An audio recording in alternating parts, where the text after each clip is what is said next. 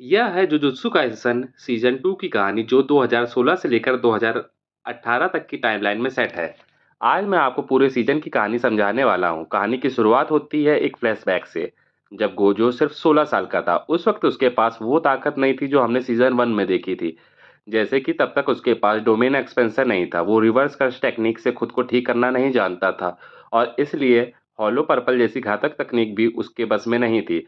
फिर भी jujutsu high में वो सबसे ताकतवर स्टूडेंट था, अपने क्लासमेट सुगुरु गैटो के साथ। गैटो का बैकग्राउंड पूरी तरह आम था, वो एक नॉन सॉर्सरर परिवार से आता था, लेकिन फिर भी उसे इतिहास की सबसे एडेप्टेबल कर्स टेक्निक मिली थी, कर्स स्पिरिट मैनिपुलेशन। इस ताकत से वो अनगिनत कर्स स्पिरिट्स को एब्जॉर्ब करके अपनी आर्मी बना सकता था, जिसमें स्पेशल ग्रेड कर्सेस भी शामिल थे।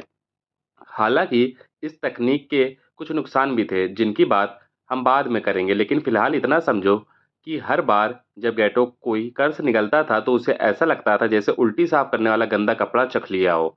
फिर भी वो ये सब दो वजहों से करता था। पहली, वो मानता था कि ताकतवर लोगों का फर्ज होता है कि वो कमजोरों की हिफाजत करें, और दूसरा, गोजो के साथ उसकी दोस्ती। चाहे कोई उसके अनुभव को ना समझे, लेकिन गोजो के साथ होने से वो कभी अकेला महसूस नहीं करता था।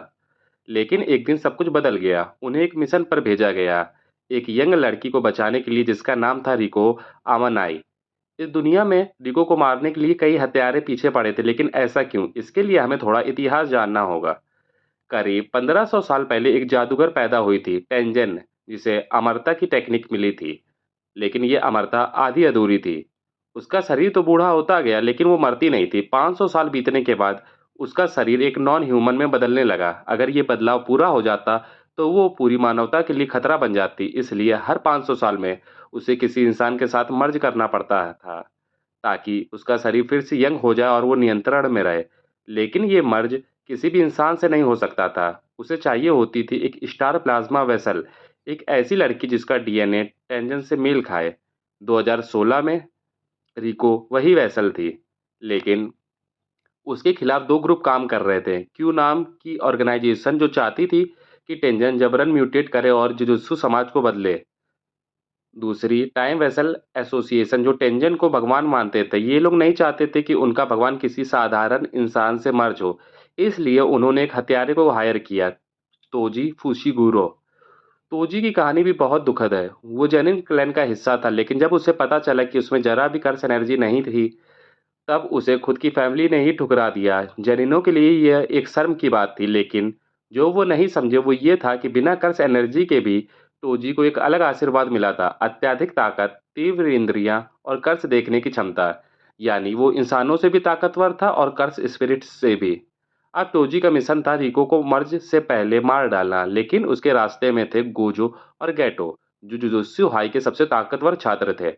मिशन शुरू होते ही गैटो ने क्यू के हमले से रिको को बचा लिया और गोजो ने उनके सबसे घातक सोल्जर को हरा दिया। इस जीत से क्यू पूरी तरह टूट गई। इसके बाद प्लान था कि रिको को जुजुत्सु हाई ले जाएं, लेकिन तभी सब गड़बड़ हुआ जब रिको ने कहा कि वो अपने स्कूल फ्रेंड से एक आखिरी बार मिलना चाहती है।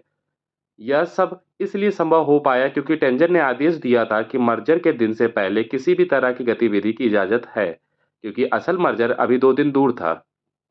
अब जैसा कि अंदाजा लगाया जा सकता है, जब रिको अपने स्कूल गई तो वहां एक बार फिर उस पर हमला हुआ, लेकिन इस बार हमला काफी सोची समझी योजना के तहत हुआ।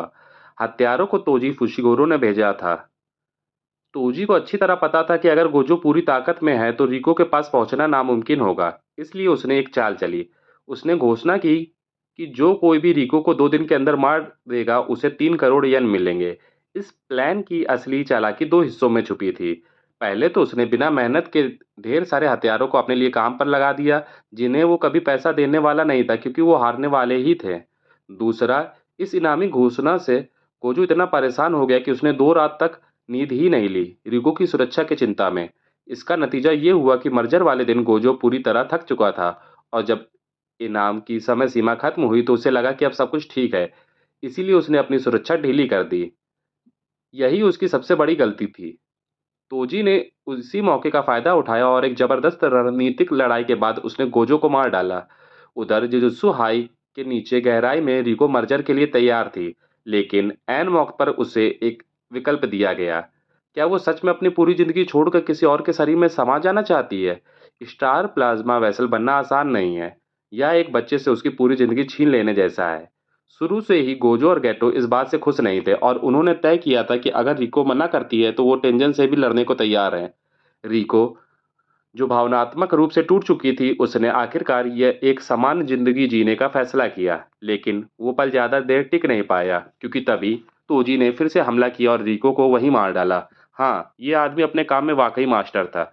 इसके बाद शुरू हुई एक घमासान लड़ाई गैटो और तोजी के बीच। इस लड़ाई के दौरान हमें गैटो की तकनीक की एक कमजोरी भी देखने को मिली। दरअसल तोजी के पास एक बेहद दुर्लभ हथियारों का सेट था, जो कर्स टेक्निक को निष्क्रिय कर सकता था, उसकी ताकत बढ़ा सकता था और आत्मा तक को काट सकता था। ये सारे हथियार तोजी ने एक छोटे से कर्स स्पिरिट के अंदर छुपा रखे थे। गैटो को लगा कि वो इस कर्स स्पिरिट को एब्जॉर्ब कर सकता है, लेकिन उसे ये नहीं पता था कि अगर किसी कर्स स्पिरिट का मास्टर जिंदा है तो वो कर्स एब्जॉर्ब नहीं किया जा सकता है। इस गलती की वजह से टोजी ने गैटो को बुरी तरह घायल कर दिया, और वो सिर्फ इसलिए नहीं मारा गया क्योंकि अगर गैटो मर जाता तो उसके अंदर के सारे कर्स बाहर आ जाते। टोजी इस झंझट से बचना चाहता था, इसलिए वो रिको की लाश लेकर टाइम वेसल एसोसिएशन के पास चला गया। वहां उसे अपने काम की पेमेंट मिली और बोनस भी। लेकिन जब वो वहां से निकल रहा था तभी उसके सामने आया गोजो सातोरू। टर्न्स आउट, मरने के कगार पर पहुंचते ही गोजो ने खुद को बचाने के लिए रिवर्स कर्स्ट टेक्निक सीख ली थी। जल्दी से बता दूं, ये तकनीक नेगेटिव कर्स एनर्जी को आपस में मिलाकर पॉजिटिव एनर्जी बनाती है, जिससे शरीर को हील किया जा सकता है। गोजो ने इस तकनीक को आखिरी कोशिश के रूप में अपनाया और उसमें सफल हो गया। इस अवेकनिंग की वजह से अब वो एक नई शक्ति के साथ उठा और उसने टोजी को हॉलो पर्पल से खत्म कर दिया। लेकिन मरने से पहले टोजी ने एक चौंकाने वाली बात बताई। 4 साल पहले उसकी बीवी ने एक बेटे को जन्म दिया था, मैगुमी। लेकिन उसकी बीवी की मौत हो गई थी और टोजी खुद बिखर गया था। पैसों की तंगी में उसने एक सौदा किया, मैगुमी को जेनिन क्लैन को बेच दिया। डील ये थी कि जब भी मैगुमी की कर्स टेक्निक प्रकट होगी उसे जेनिन क्लैन को सौंप दिया जाएगा। लेकिन टोजी जानता था कि वो जगह उसके बेटे के लिए नर्क जैसी होगी, इसलिए मरने से पहले उसने गोजो को ये बात बताई। उम्मीद थी कि शायद गोजो कुछ करे। अब कहानी वापस आती है गैटो पर। बेहोशी से उठने के बाद वो भी टाइम वेसल एसोसिएशन पहुंचा, जहां लोग रिको की मौत का जश्न मना रहे थे। गोजो उस पल पूरी भीड़ को मार देना चाहता था, लेकिन गैटो ने उसे रोका। कहा कि इन कमजोरों को मारना उसकी उस सोच के खिलाफ है जिसमें कहा गया था कि सॉर्सरर को कमजोर की रक्षा करनी चाहिए। हालांकि इस मिशन ने उसकी सोच और जिंदगी दोनों को पूरी तरह बदल कर रख दिया था। अब जब गोजो रिवर्स कर्स टेक्निक सीख कर उससे ज्यादा ताकतवर बन गया था तो दोनों की टीम खत्म हो गई। गोजो अब अकेले मिशन करता था और गैटो को छोड़ दिया गया कमजोर मिशन के लिए। धीरे धीरे गैटो की मानसिक स्थिति बुरी तरह बिगड़ने लगी। ज्यादातर दिनों में वो अकेला रहता था, कर्सेस को निगलता हुआ, और खुद से ये सवाल करने लगा कि वो ये सब कर ही क्यों रहा है।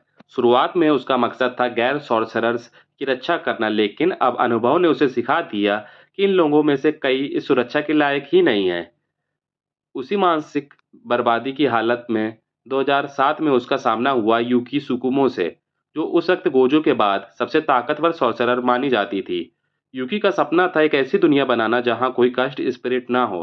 अगर आपने मेरा जुजुत्सु काइसन सीजन 1 का वीडियो देखा है तो आप जानते हैं कि कस्ट स्पिरिट्स असल में साधारण लोगों से लीक हुई कस्ट एनर्जी से पैदा होते हैं। इसलिए यूकी ने एक थ्योरी रखी कि अगर दुनिया से कस्ट एनर्जी को पूरी तरह हटा दिया जाए तो स्पिरिट्स पैदा ही नहीं होंगे, या फिर इंसानों को कस्ट एनर्जी को कंट्रोल करना सिखाया जाए ताकि लीक ही ना हो। इस बातचीत के दौरान गैटो के दिमाग में एक तीसरा रास्ता आया, सभी नॉन सॉर्सरर्स को ही खत्म कर दो। यूकी ने भी माना कि ये तरीका शायद बाकी सबसे आसान हो। एक साइड नोट, यूकी ने भी बताया कि भले ही रिको का मर्जर नहीं हुआ, टेंजन इंसानों के लिए कोई खतरा नहीं बना जैसे कि पहले डर था। इस मुलाकात के कुछ समय बाद जुजुत्सु हाई के एक स्टूडेंट यू हाइबारा की एक मिशन में मौत हो गई। ननामी किसी तरह बचकर निकला। इस घटना ने फिर से गैटो को झकझोर दिया। क्या ये सब दर्द और बलिदान सिर्फ नॉन सॉर्सरर्स की रक्षा के लिए वाकई में जरूरी है? सितंबर 2007 में गैटो का सब्र टूट गया। उसने एक पूरे गांव के सभी नॉन सॉर्सरर्स की हत्या कर दी, सिर्फ 2 छोटी लड़कियों को छोड़कर जो कर्स स्पिरिट्स को देख सकती थी। इसके बाद गैटो ने उन दोनों को अपनी बेटियों की तरह पाला और जुजुत्सु हाई से अपने सारे रिश्ते तोड़ लिए। जब गोजो ने उससे इस बारे में सामना किया, गैटो ने अपना सपना बताया। एक ऐसी दुनिया बनाना जहाँ सिर्फ सॉर्सरर्स ही मौजूद हों। उसे यकीन था कि ये मुमकिन है क्योंकि गोजो खुद इतना ताकतवर है कि अगर वो चाहे तो नॉन सॉर्सरर्स को मिटा सकता है। मतलब साफ था, अगर गैटो भी गोजो जितना ताकतवर बन जाए तो ये सपना हकीकत में बदला जा सकता था। इसी सोच के साथ दोनों दोस्तों के रास्ते हमेशा के लिए अलग हो गए। गोजो ने इसके बाद तोजी द्वारा जनिन क्लैन में की गई डील को रद्द किया और मैगुमी व उसकी सौतेली बहन की देखभाल का इंतजाम किया। उसका प्लान था मैगुमी को एक मजबूत सहयोगी बनाना। उधर गैटो ने ताकत के दम पर टाइम वेसल एसोसिएशन को पूरी तरह अपने कब्जे में ले लिया।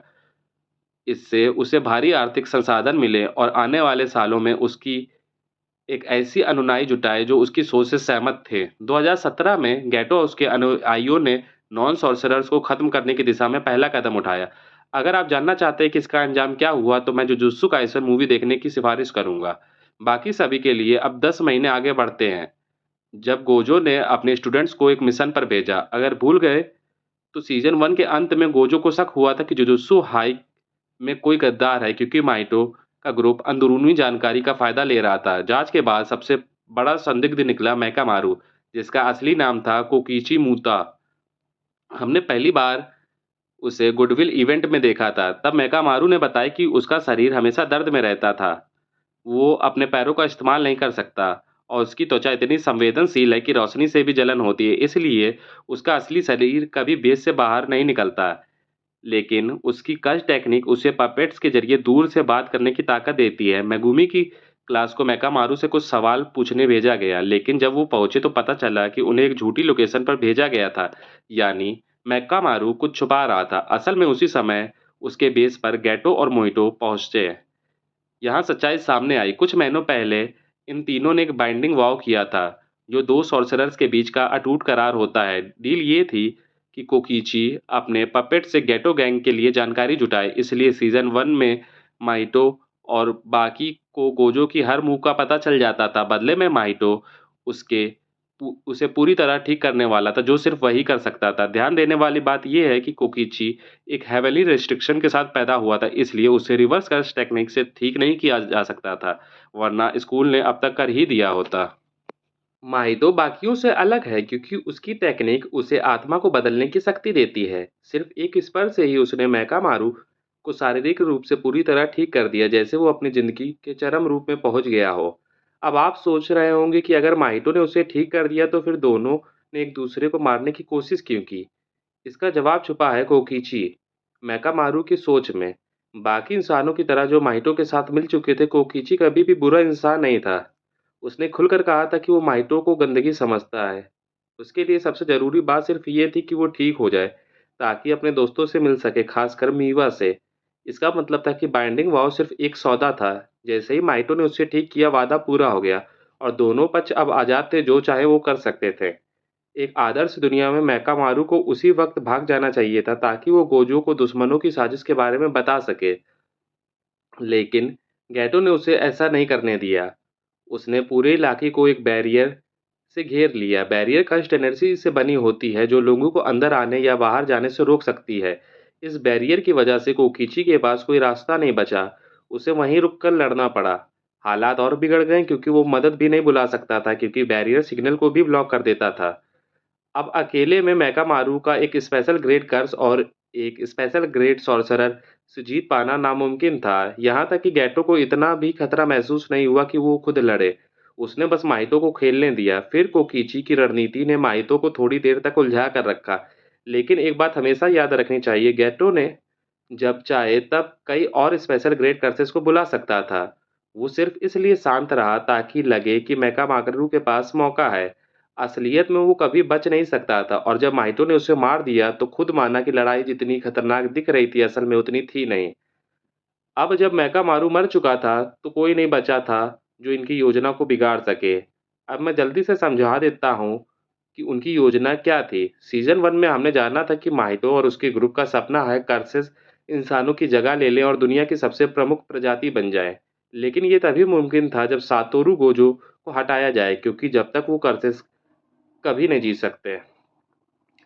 शुरू में जोगो को यकीन नहीं था, इसलिए उसने खुद गोजो को मारने की कोशिश की, लेकिन बुरी तरह हार गया। इस हार के बाद उन्होंने समझा कि गोजो को मारना नामुमकिन है। तभी गैटो ने एक और रास्ता सुझाया। गोजो को मारो मत, उसे सील कर दो। गेटो के पास एक अद्भुत वस्तु थी, प्रिजन रेल्म, जो किसी को भी हमेशा के लिए कैद कर सकती है। बस दो शर्तें पूरी करनी होती हैं, जिन पर हम बाद में आएंगे। फिलहाल बस इतना जान लीजिए कि प्रिजन रेल्म को काम करने के लिए गोजो को अलग करना, ध्यान भटकाना और उसकी ताकत सीमित करना जरूरी था। यही सब होता है 31 अक्टूबर की रात शिबुया में। हजारों लोग हैलोवीन मनाने के लिए वहां मौजूद थे और ठीक शाम 7 बजे माइटो का ग्रुप एक विशाल बैरियर लगाता है जो सभी नागरिकों को अंदर फंसा देता है। इस बैरियर का एक असर था, फोन सिग्नल भी ब्लॉक हो जाते हैं। शुरुआत में किसी को समझ नहीं आया क्योंकि बैरियर नॉन सॉर्सरर्स को दिखता ही नहीं, लेकिन थोड़ी देर में लोगों को एहसास हुआ कि वे ना तो बाहर जा सकते हैं, ना ही मदद मांग सकते हैं। फिर एक अजनबी ने यह खबर फैलाई कि बाहर निकलने का एक ही रास्ता है, सातोरू गोजो को शिबुया बुलाओ। लोगों को नहीं पता था गोजो कौन है, पर बाहर निकलने की उम्मीद में उन्होंने बैरियर के पास पास जाकर उसका नाम चिल्लाना शुरू कर दिया। आज जुजुत्सु हाई को ये खबर मिली तो हायर अप्स ने गोजो को कहा, तुम खुद ही जाकर मामला संभालो। और रात 8:31 पे गोजो वहां पहुंचता है। इस बैरियर की खास बात यह थी कि सिर्फ नॉन सॉर्सरर्स फंसे हुए थे, जबकि सॉर्सरर्स अंदर बाहर आ जा सकते थे। इस बीच जुजुत्सु हेडक्वार्टर ने बाहर 4 टीमें भेजी जिनका मिशन था अभी कुछ मत करना। 7 मिनट बाद गोजो को पता चलता है कि विलेन ने शिबुया ट्रेन स्टेशन में एक और बैरियर लगा दिया है। ये बैरियर भी नॉन सॉर्सरर्स को फंसा रहा था, खास तौर पर ट्रेन प्लेटफॉर्म के आसपास। इसका मतलब था कि अगर गोजो नीचे जाता तो चारों तरफ आम लोग उससे घिर जाता, जिससे वो ना रेड, ना ब्लू और ना ही हॉलो पर्पल का इस्तेमाल कर सकता था। ऊपर से वो डोमेन एक्सपेंशन भी नहीं कर सकता था क्योंकि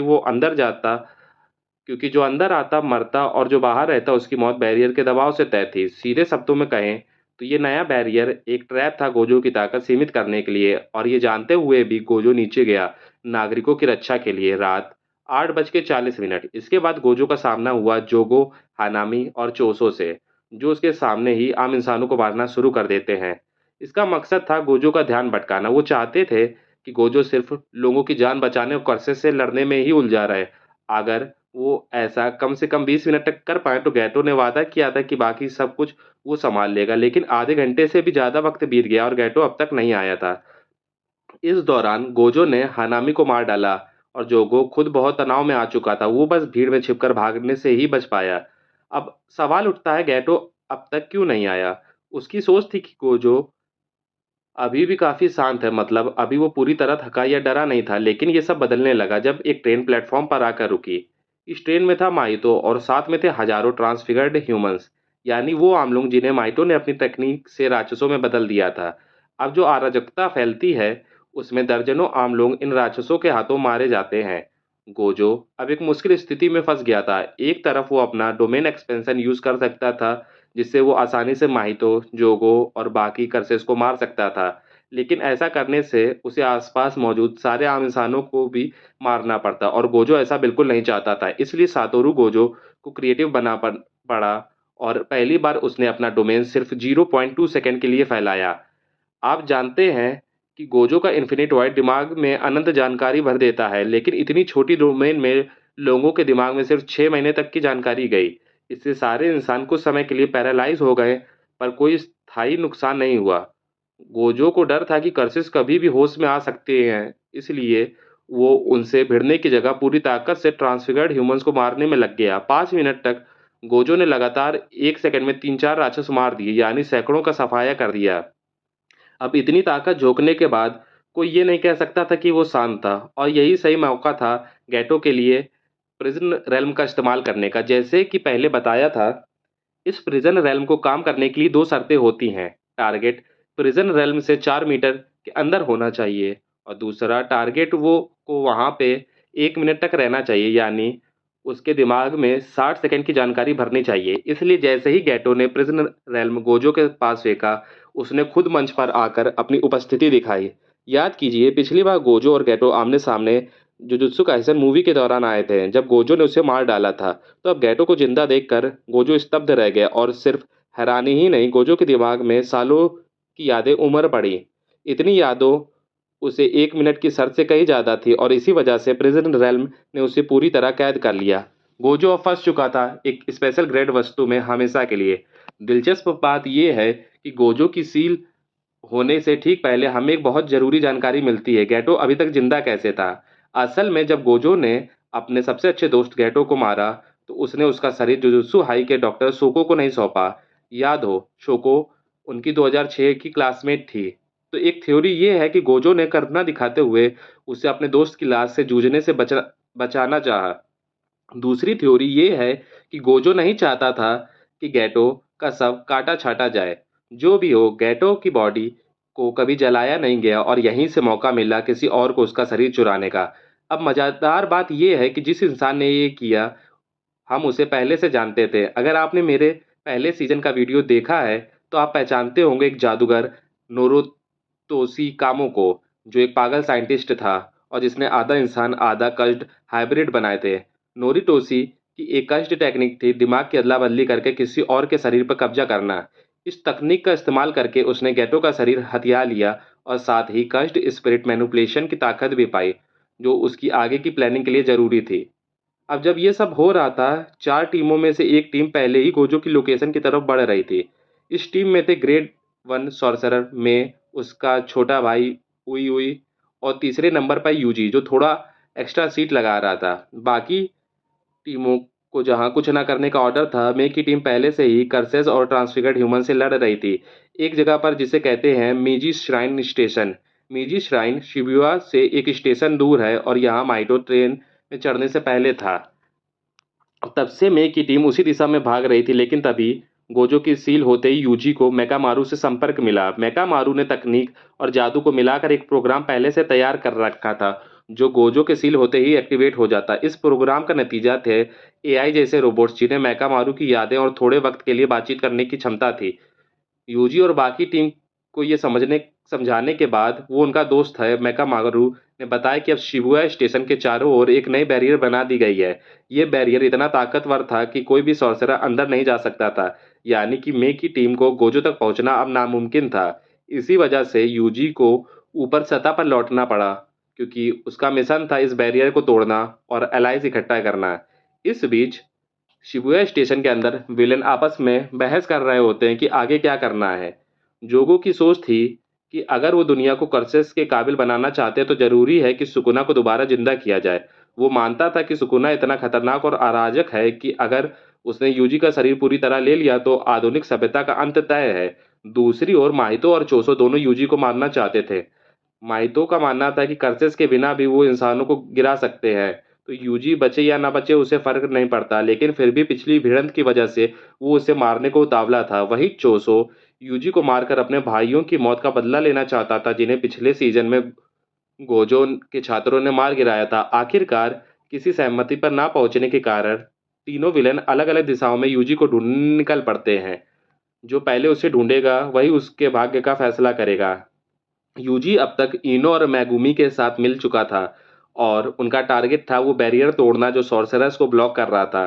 अब इस बैरियर की एनर्जी आ रही थी तीन टेलिस्मेंस से, जिन्हें ग्रैनी ओगामी और जीरो अवाशाका ने प्रोजेक्ट किया हुआ था। ये दोनों 1980s के जुजुत्सु की मदद से क्राइम करते थे, लेकिन जब गोजो जैसे सबसे खतरनाक सॉर्सरर का जन्म हुआ, तो इन्हें छिप कर जीना पड़ा, क्योंकि अब वो उसका सामना नहीं कर सकते थे। इसलिए उन्होंने हाथ मिलाए गैटो उर्फ नोरिटोशी कामो से, क्योंकि गोजो के सील हो जाने पर वो फिर से आज़ादी से अपने अपराधों को अंजाम दे सकते थे। लेकिन शुक्र है मैगुमी की जबरदस्त बैटल आईक्यू का, जिसके चलते उन्होंने यूजी के साथ मिलकर जीरो को हरा दिया।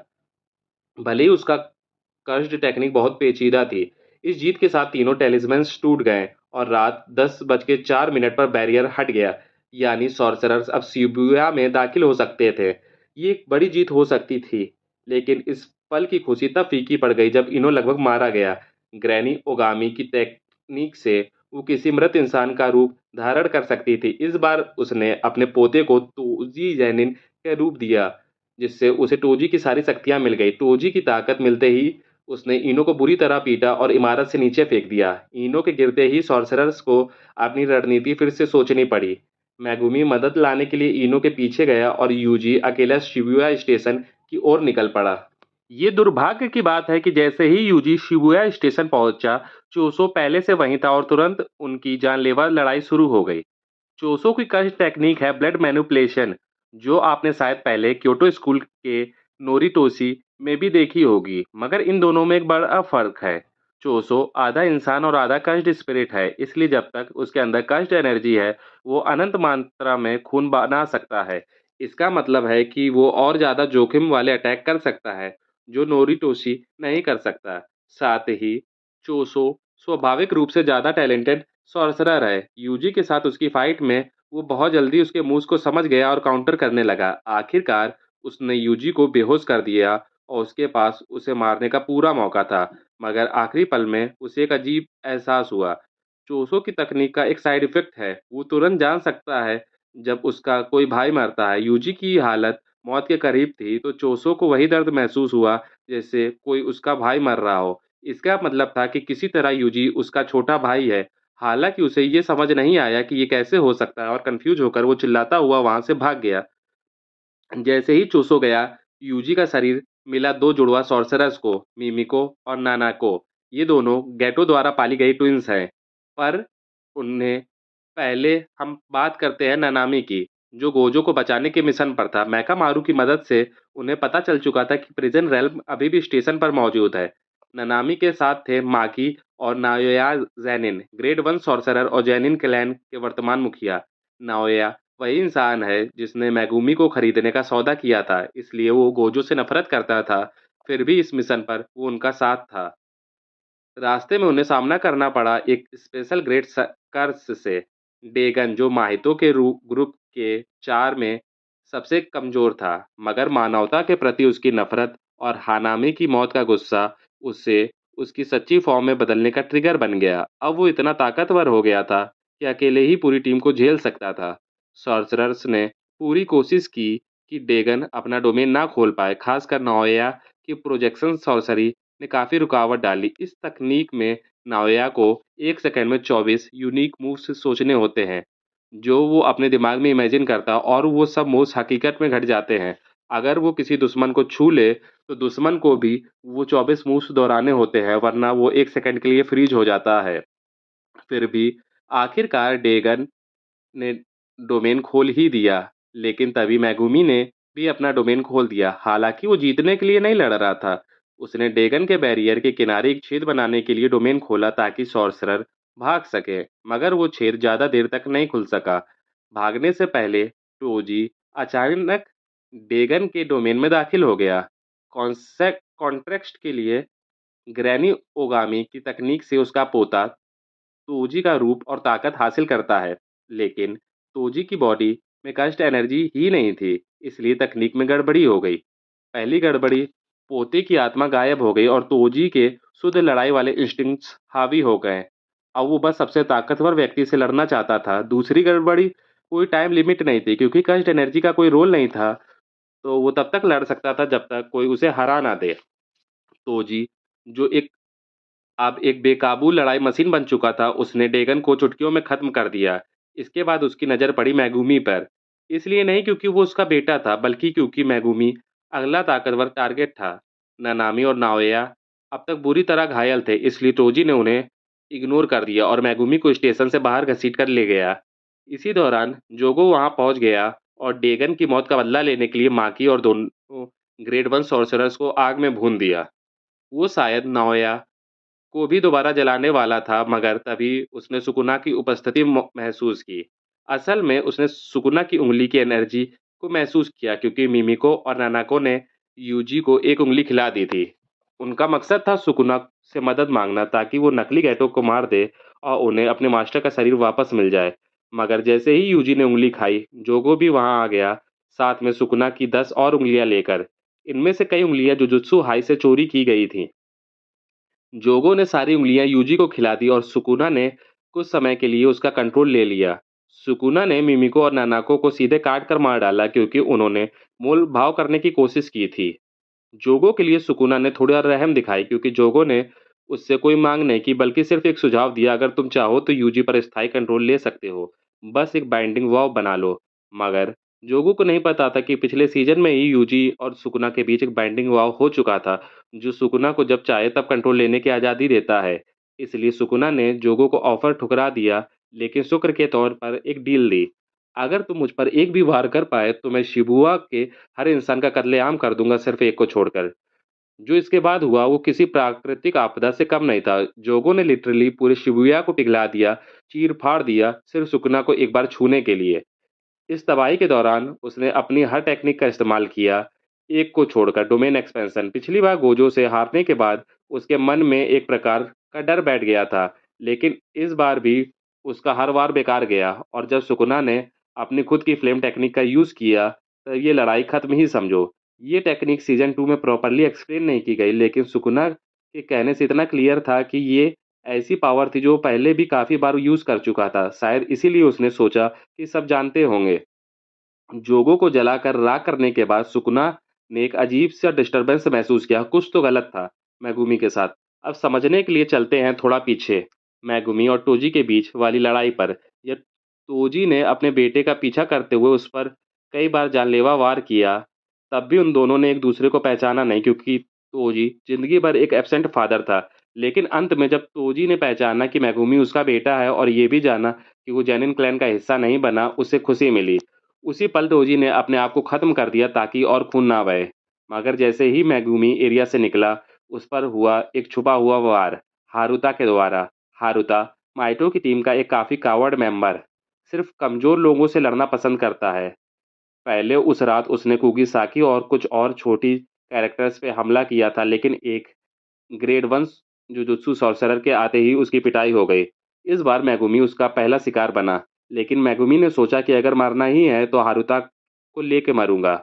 उसने माहोरागा समनिंग रिचुअल शुरू किया। माहोरागा वो इकलौता शिनिगामी है जो कभी किसी से टेम नहीं हुआ, क्योंकि उसमें हर अटैक से अडेप्ट करने की शक्ति होती है। सिर्फ एक ऐसी टेक्निक जो उसने कभी ना देखी हो, वही इसे मार सकती है। रिचुअल शुरू होता है, हारुता भी उसमें जाता है। तभी सुकुना वहां पहुंचा, मगर तब तक मैगुमी टेक्निकली मर चुका था। लेकिन माहोरागा का रिचुअल खत्म नहीं हुआ था, इसलिए उसकी मौत डिले हो गई। जब तक माहोरागा या हारुता मर नहीं जाते, मैगुमी जिंदा था, एक तरीके से फ्रोजन टाइम में। सुकुना ने हारुता को जिंदा रखा, मैगुमी को हील किया और खुद माहोरागा को अपनी फ्लेम टेक्निक से एक ही बार में खत्म कर दिया। इस लड़ाई के बाद शिबुया का एक बड़ा हिस्सा सुकुना के डोमेन और फ्लेम्स के कारण तबाह हो चुका था। शायद 100 नहीं, हजारों लोग मारे गए। उसके बाद सुकुना ने मैगुमी को उठाया और शोको के पास ले गया, जो इंजर्ड सॉर्सरर्स को हील कर रही थी। और रात के 11:14 पर यूजी वापस होश में आता है। उसने देखा कि उसके हाथों से क्या क्या हुआ, लोगों की लाशें, बर्बादी, और वो उल्टी करने लगता है। लेकिन फिर भी उसने लड़ना छोड़ा नहीं, क्योंकि उसने सोचा अगर ये सब कुछ उसका पहला और आखिरी योगदान रहा तो वो कुछ नहीं कर सही करेगा। यूजी को पता नहीं था कि 5 मिनट पहले 11:09 पर टोटो और क्योटो स्कूल शिबुया पहुंच चुके थे, गोजो को ढूंढने आए थे। लेकिन प्रिजन रेल्म वहां से गायब हो चुका था। मिशन अब गोजो को बचाने से बदल के दोस्तों की मदद बन गया। 10 मिनट बाद उनकी मुलाकात यूजी से हुई। तब तक यूजी इमोशनली कोलैप्स कर चुका था। नानामी को उसकी आंखों के सामने मारा गया, सिविलियंस को बुरा हाल हुआ और सबसे बुरा कुगिसाकी को माइटो ने खत्म कर दिया। इस सबसे यूजी टूट चुका था, लेकिन टोटो ने उसे उठाया। टोटो ने उसे याद दिलाया कि अभी सब खत्म नहीं हुआ और अपनी टेक्निक के थ्रू माइटो को कंफ्यूज किया, इतना कि यूजी ने ब्लैक फ्लैश का यूज करके उसका काम तमाम कर दिया। लड़ाई के दौरान टोटो ने अपना हाथ खो दिया, लेकिन फिर भी माइटो को लगता रहा कि टेक्निक अभी भी काम कर रही है। माइटो ने हर उम्मीद छोड़ दी थी। तभी फेक गेटो ने एंट्री ली। इस आदमी का मोटिव अलग था। उसका कहना था कि कस्ट एनर्जी का पोटेंशियल सॉर्सरर्स या कस्ट स्पिरिट से कहीं ज्यादा है। एक सेंचुरी पहले नोरिटोशी कामो ने हाफ ह्यूमन हाफ कर्स बनाने का ट्राई किया, जैसे चोसो, लेकिन वो सब उसकी अपनी लिमिटेशन का नतीजा थे। अब उसने सोचा अगर मैं माहितो को एब्जॉर्ब कर लूं और दूसरे कर्सेस के साथ कंबाइन कर दूं, तो मैं कुछ ऐसा क्रिएट कर सकता हूं जो दुनिया ने कभी नहीं देखा। ये था उसका मैक्सिमम टेक्निक, उजुमाकी। माइतो जैसा पावरफुल कर्स का एब्जॉर्ब करने से सोल ट्रांसफॉर्मेशन टेक्निक टेम्पररली गैटो के पास आ गई और उसने सीधा निशाना बनाया मास्टर टेंजन के बैरियर्स। ये बैरियर्स 1500 साल से कर्सेस और सॉर्सरर्स के काम आते आए थे, छुपने, प्रोटेक्ट करने और एनर्जी फ्लो कंट्रोल करने के लिए। अब गैटो ने उन बैरियर्स को हैक कर दिया, और अब जो भी उस बैरियर के अंदर होगा उसकी सोल माइटो की टेक्निक से अफेक्टेड होगी। फेक गैटो का असली प्लान अब धीरे धीरे सामने आने लगता है। पहले उसने 2 तरह के नॉन सॉर्सरर्स को टारगेट किया। पहला टाइप था लोंग जैसे कि जूमे। ऐसे लोग जो कश टेक्निक के साथ पैदा हुए थे, लेकिन उनके पास ना तो सही बॉडी थी और ना ही दिमाग, जिससे वो इन टेक्निक का इस्तेमाल कर सकें। नोरिटोशी ने माइटो की तरह उनका दिमाग को वायर करके उन्हें असली सॉर्सरर्स में बदल दिया। बिल्कुल वही जैसे माहितो ने सीज़न 1 में किया था। दूसरा टाइप बिल्कुल अलग था। ये उन लोगों का ग्रुप था जिन्होंने ज़बरदस्ती कास्ट ऑब्जेक्ट्स को निगल लिया था। फेक गैटो ने ये रिवील किया कि पिछले 1000 सालों से वो छुप-छुप कर एंशिएंट सॉर्सरर्स से डील कर रहा था। जब ये सॉर्सरर्स मर गए तो उनकी आत्माएँ कास्ट ऑब्जेक्ट में सील कर दी गईं, बिल्कुल सुकुना के फिंगर की तरह। और अब वो उन ऑब्जेक्ट्स को इनोसेंट लोगों को खिला रहा है। उनमें से एक थी मेगुमी की स्टेप सिस्टर सुमिकी, लेकिन इतादोरी के अपोजिट सुमिकी का शरीर वेसल बनने के लायक नहीं था, तो नोरिटोशी ने माइटो की सोल ट्रांसफॉर्मेशन टेक्निक का यूज़ किया, जिससे अब सुमिकी और उस जैसे और लोग भी इतादोरी जैसे हाफ ह्यूमन हाफ कर्स हाइब्रिड बन गए हैं। लेकिन ये सभी एक्सपेरिमेंट सिर्फ एक और बड़ी प्लानिंग का हिस्सा थे, एक डेथ गेम। फेक गैटो ने कन्फर्म किया कि ये नए सॉर्सरर्स अब एक दूसरे से लड़ेंगे ताकि कस्ट एनर्जी को समझने का उनका लेवल बढ़े। उसने ये नहीं बताया कि लोगों को लड़ने पर मजबूर कैसे करेगा, लेकिन इसका संकेत ये था कि ये सब एक ह्यूमन इवोल्यूशन का ट्रिगर करने के लिए हो रहा है। उसके बाद फेक गैटो ने अपना स्पीच पूरा किया और फाइनली शिबुया से निकल गया, लेकिन जाते-जाते उसने 1 करोड़ से ज़्यादा कास्ट स्पिरिट्स छोड़ दिए। ये मूव जीनियस था। इससे उसने प्रिजन रेल्म ला ले जाने में कोई दिक्कत नहीं उठाई और दूसरी तरफ सॉर्सरर्स और सरकार का ध्यान सिविलियंस को बचाने में लग गया। एनीमे में हम देखते हैं कि कुछ लो लेवल पॉलिटिशियंस कंफ्यूज्ड हैं। वो डिसाइड ही नहीं कर पा रहे कि टोक्यो में हो रहे इस मास कियोस्क का जवाब कैसे दिया जाए। इसी दौरान मिलियन ऑफ सिविलियंस इवैक्यूएट किए गए और सॉर्सरर्स का काम था उनकी रक्षा करना। साथ ही जितनी ज़्यादा कस्ट स्पिरिट हो सके उन्हें खत्म करना। इस बात को जस्टिफाई करने के लिए पहली बार कस्ट स्पिरिट्स के एग्जिस्टेंस को ऑफिशियली पब्लिक कर दिया गया, लेकिन सरकार ने पूरी सच्चाई नहीं बताई। इवैक्यूईज को ये कहानी सुनाई गई कि कस्ट सिर्फ टोक्यो में दिखते हैं ताकि नेगेटिव इमोशन और कस्ट एनर्जी सिर्फ एक जगह अट्रैक्ट हो और पूरा देश सेफ रहे। नेचुरली टोक्यो के तबाह होने से जापान की इकोनॉमी भी गिर गई। मे ने अपने भाई की टेक्निक का यूज़ करके अपने सारे जापानीज एसेट्स बेच दिए और कंट्री छोड़ दी। वो लोग फेक गैटो के हाथों मरने से एक कदम दूर रह गए थे। अब बात करते हैं जुजुत्सु सोसाइटी के अंदर के रिएक्शन की। यहाँ के हायर अप्स ने 5 इंपॉर्टेंट डिसीजन लिए। पहला, गैटो के जिंदा होने के कंफर्मेशन के बाद उसकी डेथ पेनल्टी को दोबारा लागू कर दिया गया। 2007 में उसे पहले ही डेथ पेनल्टी मिल चुकी थी, लेकिन गोजो ने उसे नहीं मारा और यूकी तो अपने हिसाब से चलती है, किसी की नहीं सुनती, इसलिए गैटो एक डेकेड तक फ्री घूमता रहा। दूसरा, गोजो को शिबुया इंसिडेंट का अकॉम्प्लिश डिक्लेयर कर दिया गया। इसका मतलब ये था कि गोजो को जुजुत्सु सोसाइटी से निकाल दिया गया और अगर कोई उसे छुड़ाने की कोशिश करे तो वो भी क्रिमिनल होगा। ये बस एक राजनीतिक चाल थी क्योंकि गोजो उन हायर अप्स की बात नहीं मानता था, अपने हिसाब से लोगों की मदद करता था।